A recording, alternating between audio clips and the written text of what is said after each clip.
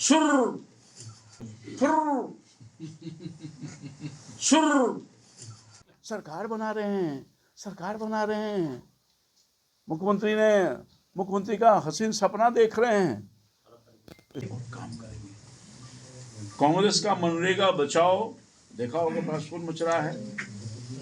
बचाओ संग्राम वास्तव में भ्रष्टाचार बचाओ संग्राम है।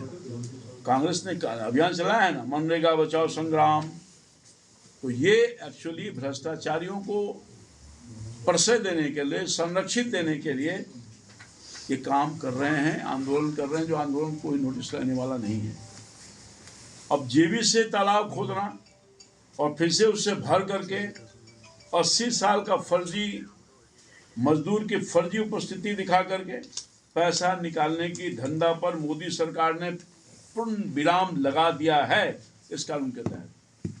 और इसी का दर्द जो हमेशा कांग्रेस पार्टी लूट मचाने का काम किया, भ्रष्टाचारी कांग्रेस पार्टी भ्रष्टाचार को दूर करने की बात और आंदोलन करने की बात करती है, या इनके जो सहयोगी दल के लोग हैं, राष्ट्रीय जनता दल इंक्लूडिंग अन्य दूसरे लोग, सीपीआई सीपीएम जो भी है, महागठबंधन ईडी गठबंधन में, उनका एक ही है कि कैसे हम भ्रष्टाचारियों को बचाएं। उनकी पीड़ा में परेशान हैं और अब केवल मिट्टी खोदेंगे नहीं, विकास के नींव रखेंगे।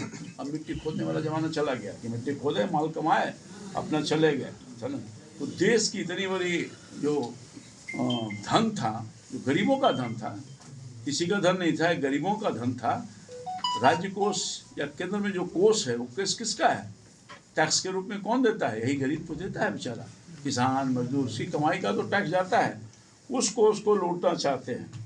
तो इसलिए इस ईडी गठबंधन वाले लोग, भगवान राम से परेशानी हो रही है उनको, तो राम से परेशानी हो रही है। और विकसित भारत से भी ये देश का ही राम है, यह तो कोई और देश में हर कंकर शंकर है, हर कण में राम बसे हैं। ये तो देसी राम का है, उससे नफरत कैसे करिएगा भाई? नहीं कर सकते हैं।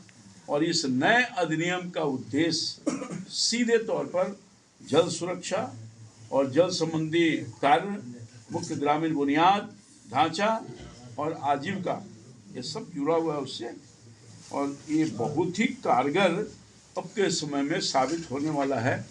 इस संबंधी जो आजीविका संबंधी बुनियादी ढांचा है और खराब मौसम के कारण काम में जो कमी से कम करना है, ये सारा काम है। जब मनरेगा शुरू हुआ था तब ग्रामीण बेरोजगारी बड़ी चुनौती थी। आज देश के सड़क का इंफ्रास्ट्रक्चर, रेल, हवाई इंफ्रास्ट्रक्चर, डिजिटल इंफ्रास्ट्रक्चर, कृषि इंफ्रास्ट्रक्चर, शहरी और ग्रामीण इंफ्रास्ट्रक्चर में काफ़ी परिवर्तन आया है पिछले दिनों। जो हमारी सरकार है, मोदी जी के नेतृत्व में जो सरकार चल रही है, उसमें बहुत बड़ा परिवर्तन आप स्वयं देख रहे होंगे। गांव में जाने के लिए सड़क नहीं था, अब तो गांव के अंतिम छोर तक कोई ऐसा घर नहीं जो हम सड़क के बगैर जाते हों। पहले तो पैदल जाना मुश्किल होता था, अब तो कार से जा रहे हैं, मोटरसाइकिल से जा रहे हैं, ट्रैक्टर जा रहा है। कितना इंफ्रास्ट्रक्चर में परिवर्तन हुआ। 4 लेन 6 लेन यहाँ से पटना जाने में कितनी दिक्कत होती थी, अब स्वयं समझिए ना। तो अब तो पटना जाने में हमको लगता है कि 1 घंटा सवा घंटा बहुत लगता हो, पहले 2-4 घंटा लगता था। क्योंकि हम पटना से हैं, भोजपुर आते थे, आरा, इस सब इलाके में जाते थे, तो बहुत कठिनाइयों का सामना पड़ा। जाम अलग, रोड खराब, एक्सीडेंट होता था, परेशानी होती थी। ये जो पुल था ना, पुल छठवा वाला पुल, कितना नंबर लगता था, सुर बाबू, राहत हो गई। लेकिन ना, व्यवहारिकता में हम खुद एहसास कर रहे हैं, कोई आदमी ऐसा नहीं है जो ये नहीं कर सकता है कि आज हमको जाने आने में कठिनाई है। और सरकार की जो प्रतिबद्धता थी कि हम किसी से, राजधानी तक किसी इलाके से हमारा जो, चाहे पूर्णिया हो, कटिहार हो, अररिया हो, किशनगंज हो, भोजपुर हो। पिछले बार भी आपने देखा होगा इनका जो आंदोलन हुआ बिहार के ही संदर्भ में, वो वोट चोरी नहीं देखा था।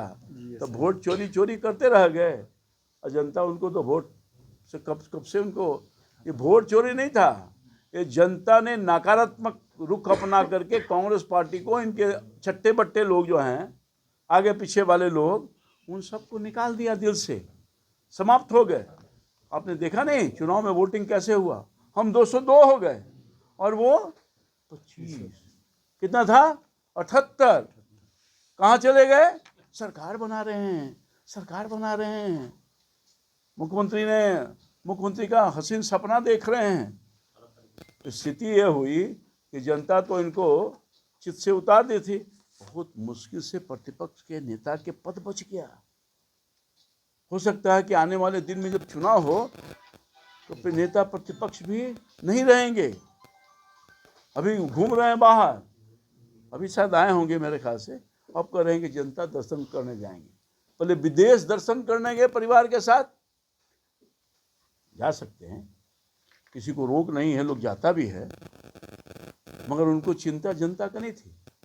हार गए थे तो यहाँ मंथन करते, अपने कार्यकर्ताओं को पूछते, भाई कैसे हार गए, क्या कमी था, अपने कमियों को देखते, उनको मौका था उसको दूर करने की कोशिश करते। अभी नौजवान हैं तो ये सब काम कुछ नहीं किए। हार का जो दर्द है उसको मिटाने के लिए वो जनता के पास नहीं गए, वो चले गए विदेश यात्रा में। पता नहीं कौन कौन सा देश का यात्रा किया होगा। मैं तो कभी कमेटी में कहीं मैं गया हूँ। पूरा देश तो, पूरा दुनिया तो हमने भ्रमण नहीं किया है, उसका औकात भी नहीं है, उसकी सोच भी नहीं है। कमेटी था, लंबे टाइम तक हम पार्लियामेंट के मेंबर रहे, तो कमेटी प्रिविलेज देती है कि लोग जाते हैं। तो वो सौभाग्य मुझे जरूर प्राप्त हुआ है। 18-19 कंट्री में हम जब चले गए, तो पूरा दुनिया घूमना जरूरी है भाई।